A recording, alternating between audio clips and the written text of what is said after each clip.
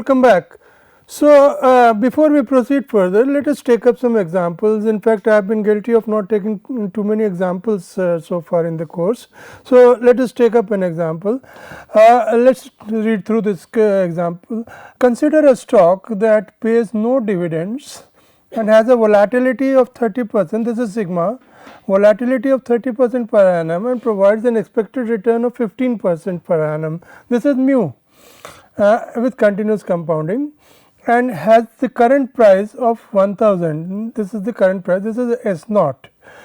What is the probability of a price increase of 54 or more in 1 week? We want to work out the probability of the price increase of this particular stock, which is or share, which is presently quoting at 1000 by an amount of 54 or more in 1 week from now.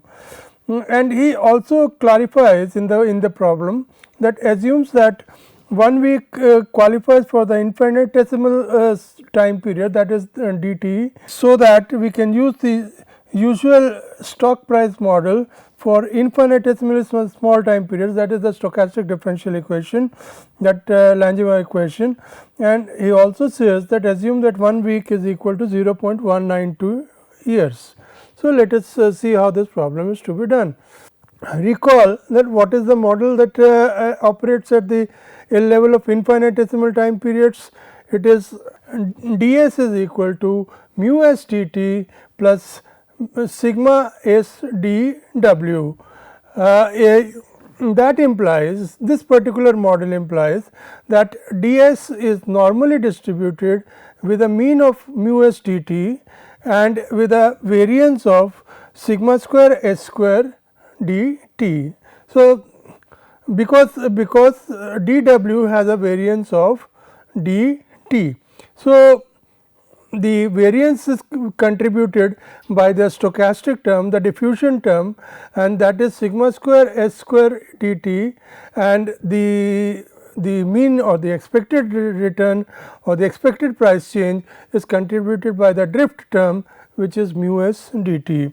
In other words, I repeat, ds is normally distributed with a mean of mu s dt and with a standard deviation of sigma s root dt, a variance of sigma square s square dt.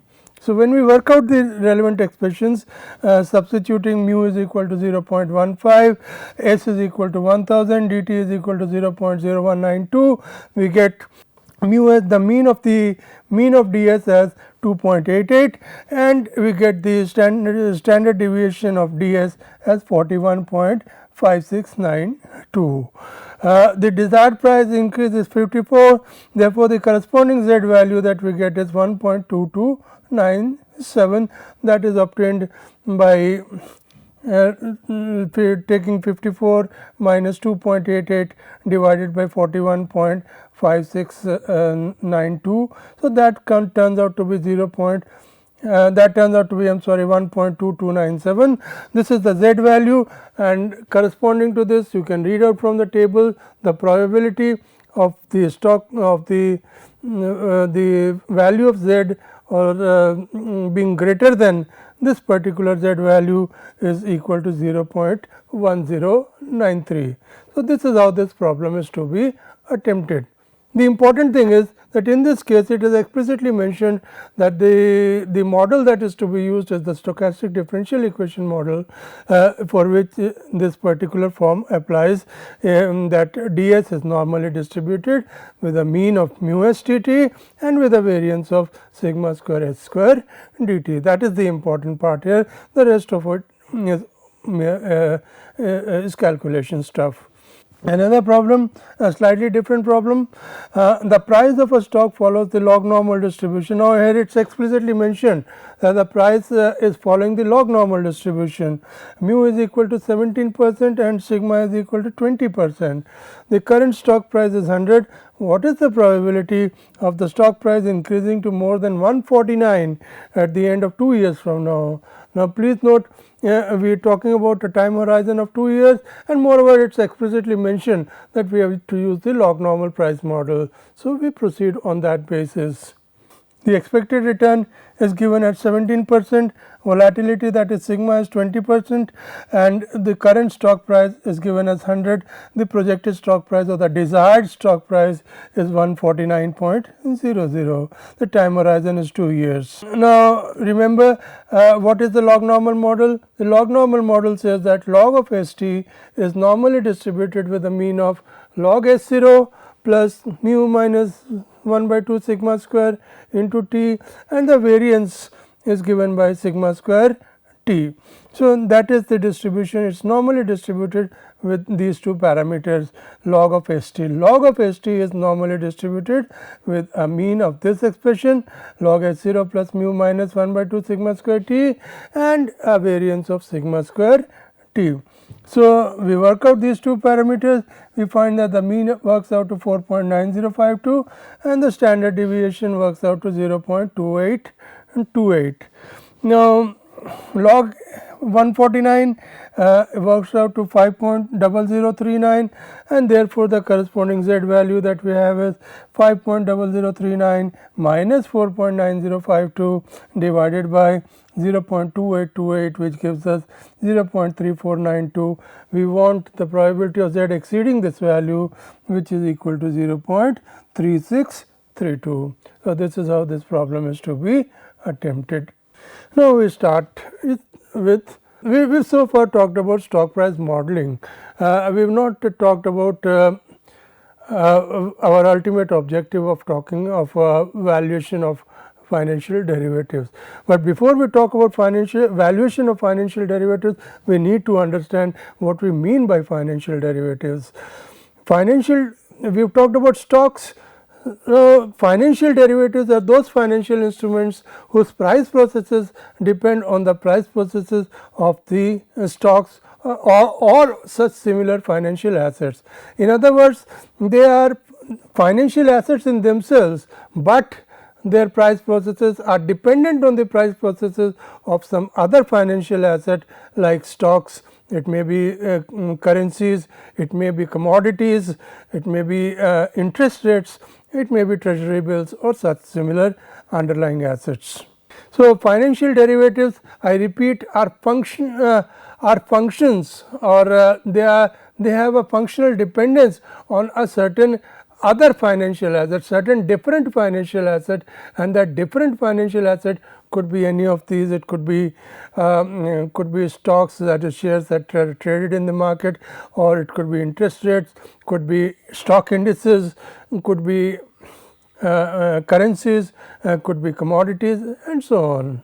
The IFRS definition, IFRS, the International Financial Reporting Standards, the IFRS definition of a financial derivatives prescribes 3 characteristics, all of which need to be satisfied in order that an instrument be classified as a derivative, and they are: number 1, the value changes in response, the value of the instrument, the value of the financial derivative changes in response to a change in the underlying variable, which may be the price, interest, or index of prices or rates, credit risk, etc. So, there is an underlying asset and there is a derivative asset. This is a two-tier structure. The underlying asset is the independent asset, and the derivative asset has a functional relationship with the underlying asset, such that the price of the derivative asset or the value of the derivative asset depends on the value of the underlying asset. Number 2, the derivative asset does not require any initial investment or requires a much smaller initial investment compared to other investments that have similar risk return characteristics. For example, as you will see, the case of a forward contract or a futures contract, or for that matter options even, they require very little initial investment, but they perform the same job. They provide the investor with the same risk return profile that he would get by investing in the underlying asset, and of course, they are settled at a future date, as you shall see as we progress. So, this is the value function of a derivative. The value function of a derivative can be represented in this form: P t is equal to f s t. S t is the instantaneous value of the underlying asset or the stock or whatever that underlying asset is, the independent asset is, and of course, there may be explicit dependence of time as well. Now, the explicit dependence on time can be explained due to the fact that the value of these derivative instruments are usually obtained in terms of the time value or the present value of the future cash flows that may be attributed to these instruments, or the expected future cash flows that may be attributed to these instruments, discounted to today's level, that expected value being calculated with a set of special probabilities, but we shall nevertheless, the important thing is that the value changes as time progresses, and therefore, there is an explicit time dependence as well. Now, common applications of derivatives, these derivatives find a huge spectrum of applications in modern financial markets, a modern business environment. They are used for speculation when people take naked positions based on their perception of the future expected market moves, and they take positions. For example, if you expect a particular stock to increase in value contrary to what the market expects, you may take a long forward position or a futures position. Then if you have an exposure at hand, you are exposed to a currency, you have to make a payment in US dollars, you are based in India, you have to make a payment in US dollars, then you can cover your exposure. If the payment is to be made at a later date, you can protect yourself against exchange risk arising from the fluctuation of the US dollar Indian rupee exchange rate during the intervening period by taking a position or taking a forward contract on that. Then there is the case of arbitrage. If these instruments are trading at different prices in different markets, and of course, you can take advantage of the differential pricing by buying in the cheaper market and selling in the dearer market. Then swaps can also be used. Swaps is a type of derivative instrument. They can also be used to change the nature of an asset or liability, nature of the currency of the borrowings. You can also change the interest rate profile of the borrowings from a floating rate to a fixed rate, and so on. The fundamental derivatives, well, there are 4 fundamental derivatives that form the initial strata of derivatives. They are the forward contracts, they have the futures contracts, then we have the options contracts, and we have swaps. To start with, forward contracts are contracts that are not traded on the market, that are tailor-made contracts that are negotiated between the two parties that are involved in the contract. That is the first thing.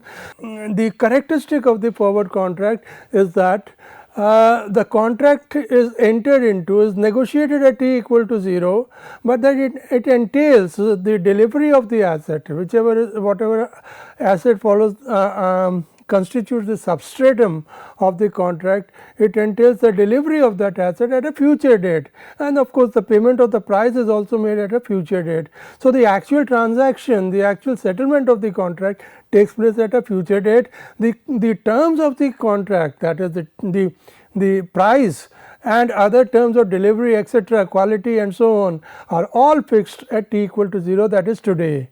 When the contract is negotiated, all the relevant issues that are required to ensure an undisputed settlement of the contract at a future date, the date of settlement, the price, the quality of the asset, the mode of delivery, and whatever is necessary is relevant for the complete execution of the contract are settled, are agreed at t equal to 0, but the actual transaction takes place at a future date, at a predetermined future date.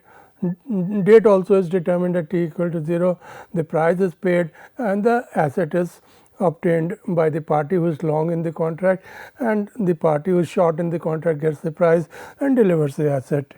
So, that is the nature of the forward contract, So the important thing here is that the cash flow, the price takes place at the future date, not at t equal to 0. Of course, if you go to your bank and request for a forward contract on US dollars to pay to fee to a US university, say in 3 months time, the bank may require a certain amount of margin to be deposited in the form of an FDR or some other form, or a lien on your saving deposit, depending on your credit worthiness and the possibility of your default in, or withdrawing from the forward contract. But other than that, the actual transaction price is paid on the date of maturity of the forward contract. Futures contracts are very similar to forward contracts. They are on parallel lines to forward contracts, but they have certain distinctive features. As I mentioned right at the start, forward contracts are customized contracts. They are tailor-made contracts. They are contracts which are negotiated between the two parties A and B, the two parties that enter into the contract. However, futures contracts are tradable. They are traded on recognized exchanges which are set up for these purposes and which allow free trading in such contracts. Now, obviously, the advantage of tradability is quite straightforward. It adds to the liquidity of the contract. So, a party who wants to withdraw from the contract at any point of time can do so without incurring any damage, any detriment, without paying any penalty or whatever, because the contracts will be traded in the market and it can obtain the then prevailing market price by taking taking the opposite position in the contract. However, there are two fundamental issues that are required in order that futures contracts need to be tradable or to make them tradable. One thing is that they have to be standardized.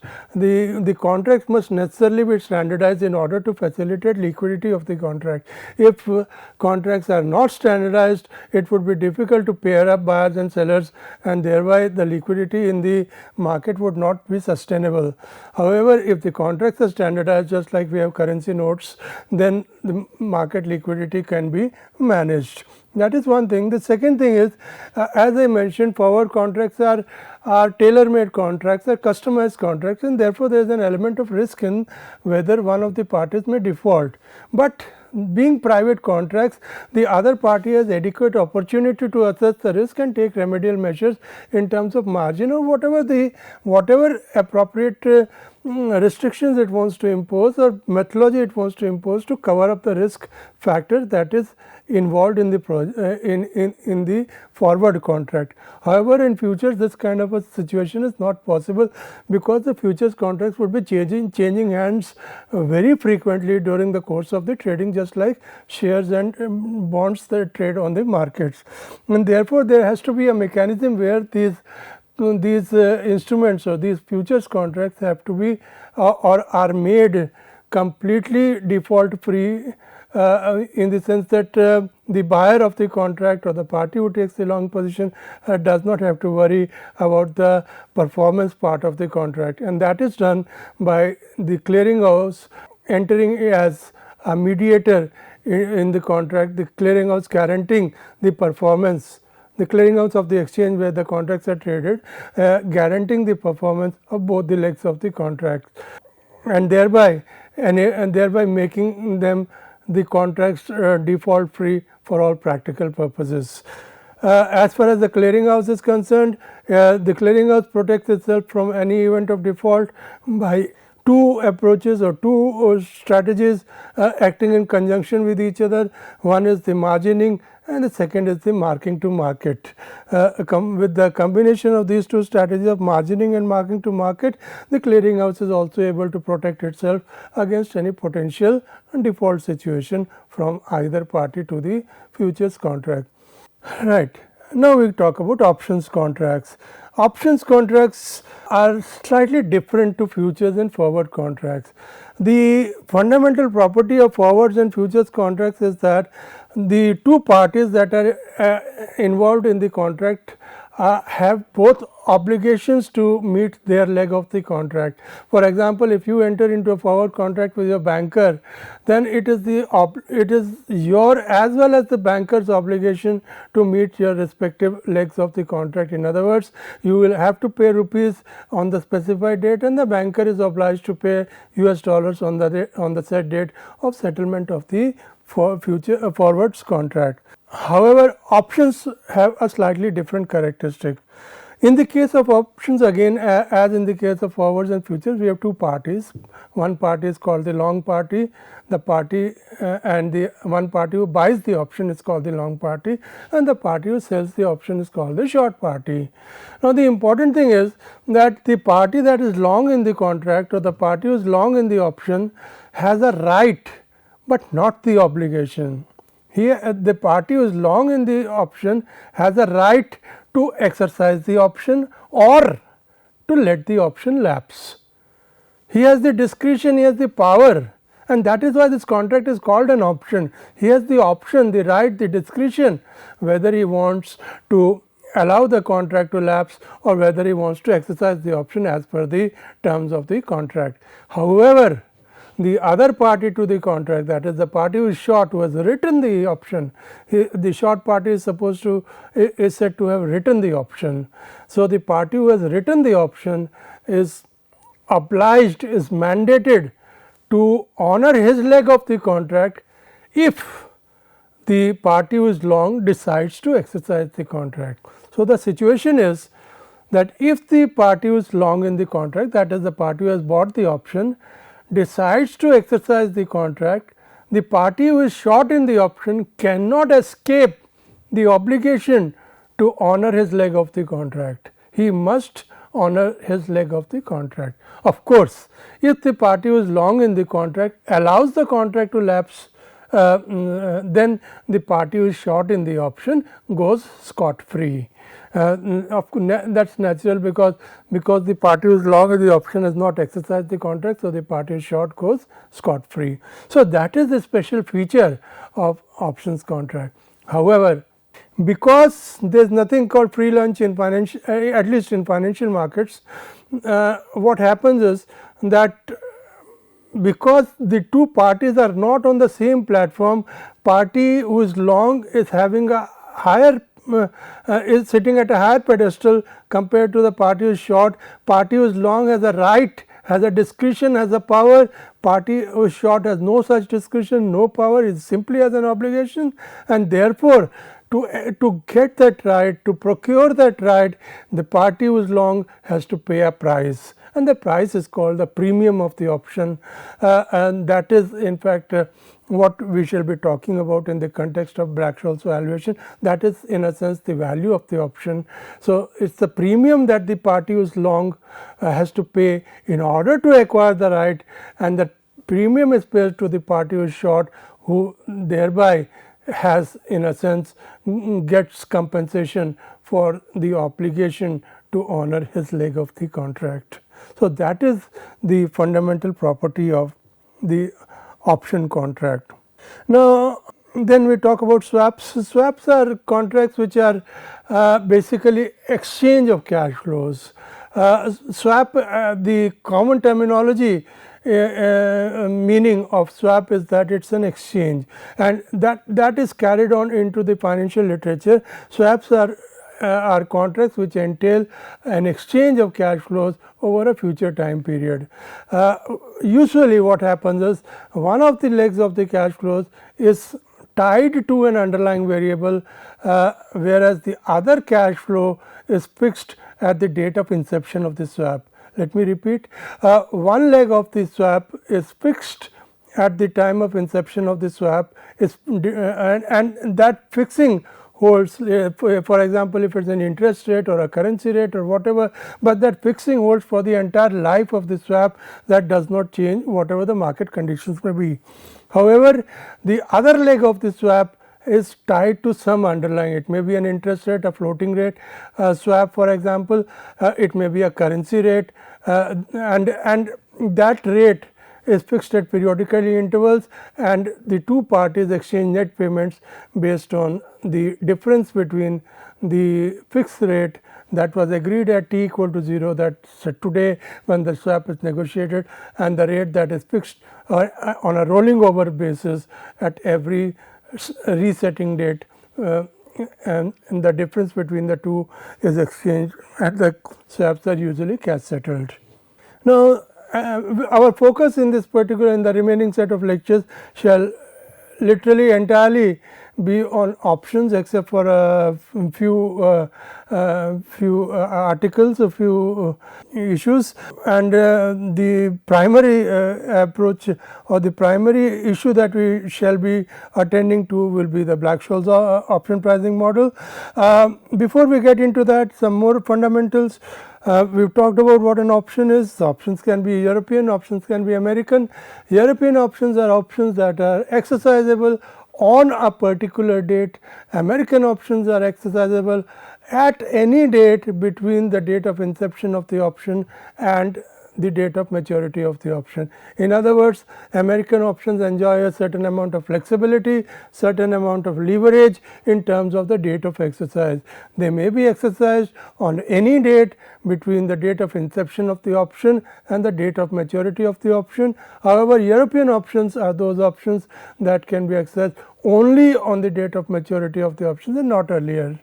Call and put options. Call options are those options that give the holder of the option, the party who is long in the options, the right to buy the asset at a predetermined price from the party who has written the option, whereas the put option gives the right to the party who is long in the option the right to sell the option at the predetermined price, at the price that is agreed upon in the option contract to the party who is short in the option. Let me repeat, call option is the right to buy at a predetermined price. That price is predetermined, fixed in the option contract on a particular date, that is called the maturity date for European call options, from the party who is short in the options, who has written the option.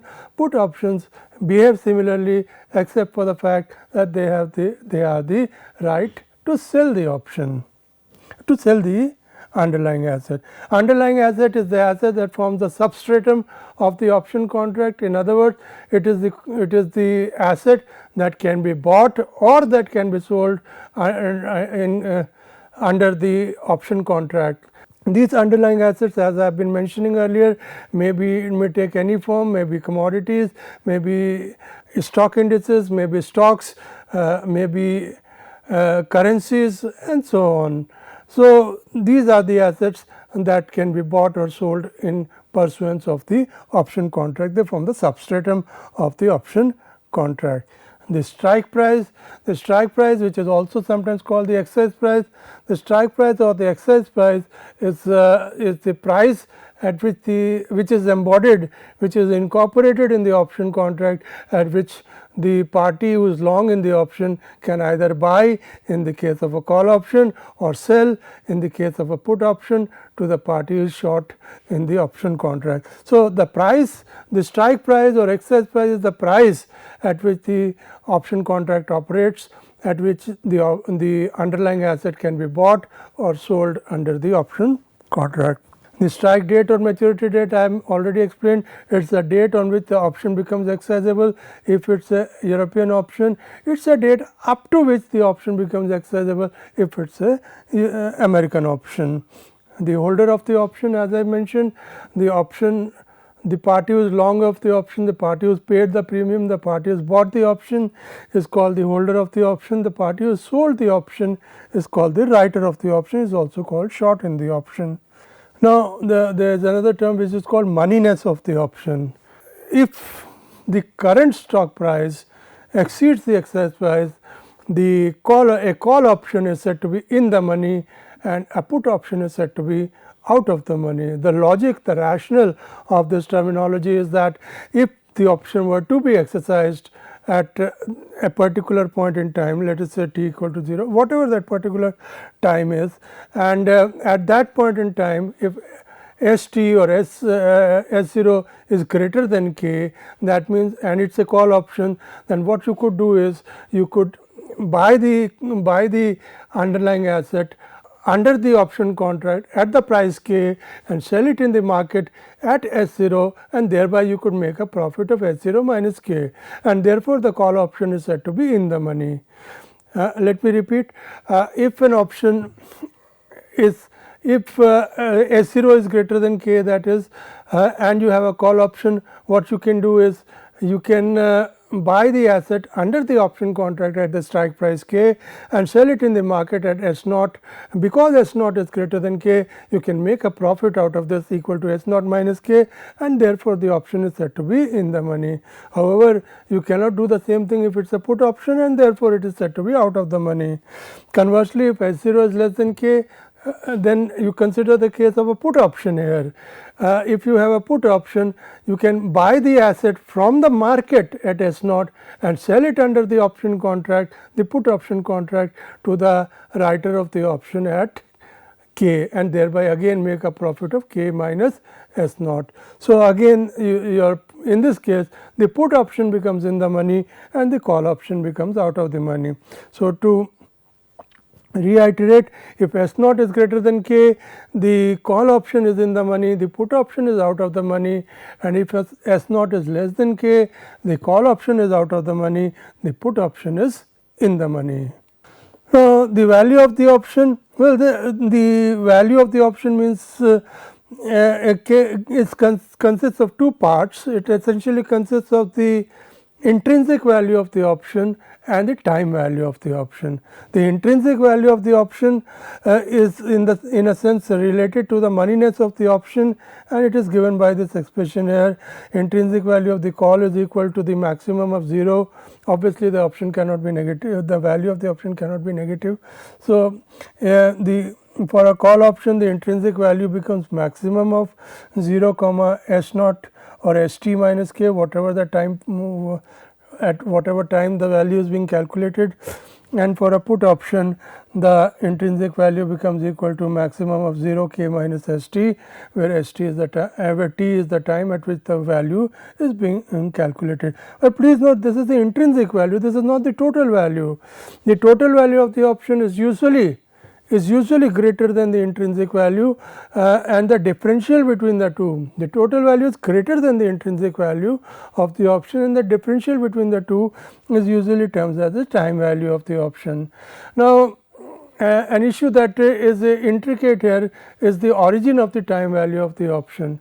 Now, we need to understand that to understand the concept of time value, we also need to understand that the stock price or the price of the underlying asset, whatever it may be, usually I shall be using the stock epitomizing all forms of underlying assets. So, let us use the term stock price. The stock price is a random variable. So, the possibility of an option which, for example, which has a very low payoff if exercised today, or for which ST and K are very close to each other, it has a very low intrinsic value, may at the time of its maturity increase. In other words, the possible payoff at maturity may be more than the payoff from the option at the current point in time. This possibility of the option payoff increasing and a finite probability existing for this event happening carries a certain value in the market, and that value in the market is called time value. And therefore, usually when we talk about options, the total value of the option is usually more than the intrinsic value, and the differential between them is called the time value, which originates from the uncertainty over the future behavior of the price of the underlying asset, and therefore, the payoff from the option. Right. We shall continue from here in the next lecture. Thank you.